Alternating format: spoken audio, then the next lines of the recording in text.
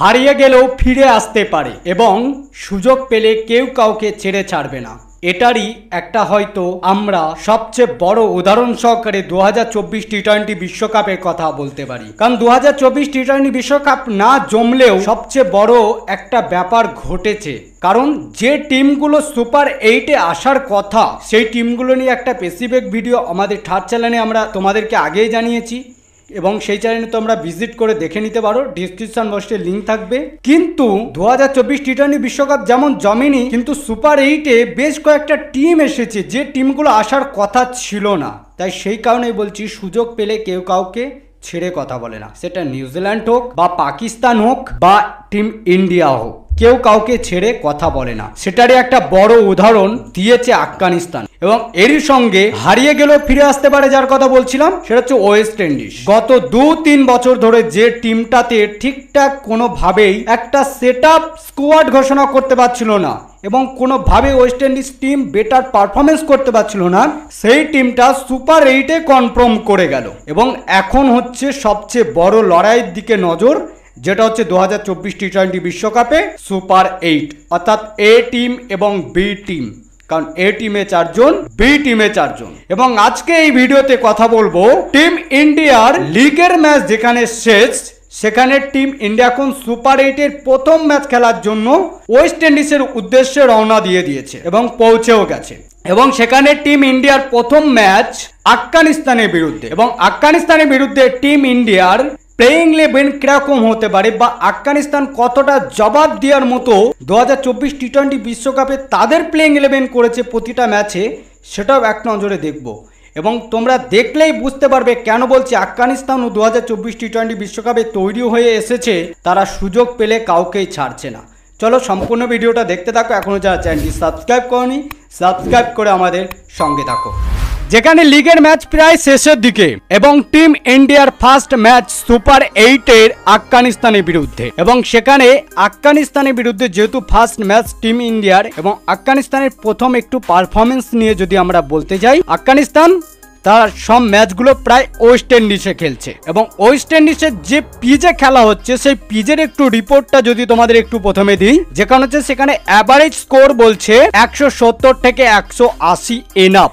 এবং সেই পিচে আফগানিস্তানের বলার লাইন কতটা বেটার পারফরমেন্স করেছে আমরা লিগের ম্যাচগুলোতে দেখেছি। এবং টিম ইন্ডিয়ার সামনে এখন 20 June team India versus Afghanistan প্রথম সুপার 8-এর ম্যাচ টিম ইন্ডিয়ার। এবং আফগানিস্তানের বিরুদ্ধে টিম ইন্ডিয়ার যে একটা লড়াইকর প্লেইং 11 নামাতে হবে, এটার জন্য রোহিত শর্মাও প্রস্তুত এবং এরই পাশাপাশি আফগানিস্তানও প্রস্তুত। এবং আফগানিস্তান বিশ্বকাপে একটা রেকর্ড গড়েছে, যেটা হচ্ছে সে নিউজিল্যান্ডের ভুলেই হোক বা আফগানিস্তানের বেটার বোলিং লাইনের জন্যই হোক, রেকর্ডটা করেছে। কি রেকর্ড? নিউজিল্যান্ডের মতো টিম যারা টি-20 ফরম্যাটে সেরা ব্যাটসম্যান রাখে বা সেরা ব্যাটিং অর্ডার রাখে ওপেনিং থেকে শুরু করে, তাদেরকে 75 রানে অল আউট করেছে, অর্থাৎ 75 রানে। এবং সেই জায়গা থেকে নিউজিল্যান্ড তাদের মতো টিমকে যখন 75 রানের অল আউট করছে, তখন টিম ইন্ডিয়াও কিন্তু আফগানিস্তানকে খুব লাইটলি বা খুব ইজি ভাবে নেওয়া একদমই ঠিক হবে না। এবং তাদের সামনে আফগানিস্তান যেরকম ফর্মে রয়েছে বা যেরকম টিমটা সেটআপ নিয়ে এসেছে 2024 টি-20 বিশ্বকাপে,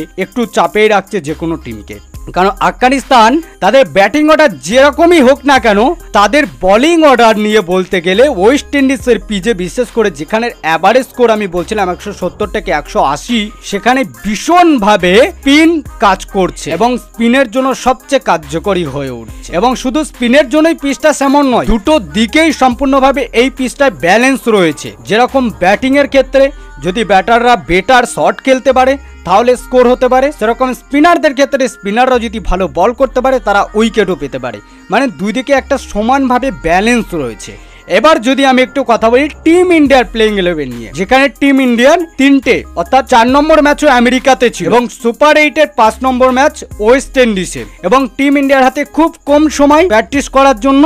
এবং 20 তারিখে ফার্স্ট ম্যাচ সুপার 8-এর আফগানিস্তানের বিরুদ্ধে। এবং আমেরিকায় যখন টিম ইন্ডিয়া খেলেছিল, সেখানে দেখেছি পেসারদের বেশি ইউজ করেছে টিম ইন্ডিয়া, কারণ স্পিনারদের চেয়ে পেসাররা ভীষণভাবে হেল্প পেয়েছে বলা যায় আমেরিকার পিচে, যেখানে জাসপ্রীত বুমরা দুর্ধর্ষ স্পেলিং করেছে এবং মোহাম্মদ সিরাজ সেও দারুণ স্পেলিং করেছে। আশদীপ সিং সেও ভালো বোলিং করেছে, কিন্তু ওয়েস্ট ইন্ডিজ এসে সেটা হবে না। টিম ইন্ডিয়াকে পরিবর্তন করতে হবে প্লেইং ইলেভেন, এবং টিম ইন্ডিয়া যদি প্লেইং ইলেভেনে পরিবর্তন করে, টিম ইন্ডিয়া প্লেইং ইলেভেনটা কিরকম হতে পারে, যেখানে ওপেনিং আমরা সেম রোহিত শর্মা এবং বিরাট কোহলিকে দেখতে পাবো, এবং 3 নম্বরে ঋষভ পান্তকে দেখতে পাবো। আর ঋষভ পান্ত বাইরের মাঠের জন্য স্পেশাল, এবং 15 মাস পর সে রিকভারি করার পর যেরকমভাবে জ্বলে উঠেছে বা যেরকমভাবে পারফরমেন্স করছে, সত্যি একটা অবাক করার মতো এবং সকলকে চমকে দেওয়ার মতোই। মাত্র 15 মাসের মধ্যে একটা প্লেয়ার এরকমভাবে রিকভারি করতে পারে, যেটা দেখে সকলে অবাক হচ্ছে।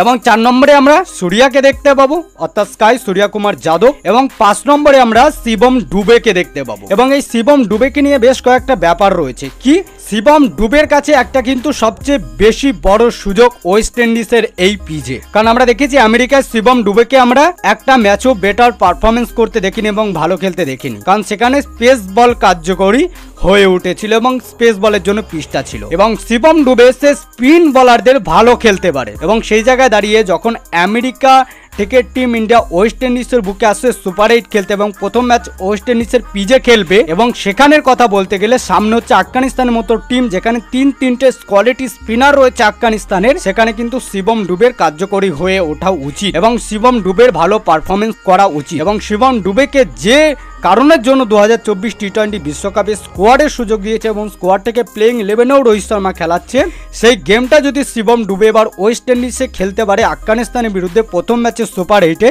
তবেই কিন্তু শিবম ডুবেকে নিয়ে যাওয়া টিম ইন্ডিয়ার জন্য সাকসেস হবে। এছাড়া না হলে কিন্তু শিবম ডুবেকে নিয়ে যাওয়া ব্যর্থ হবে।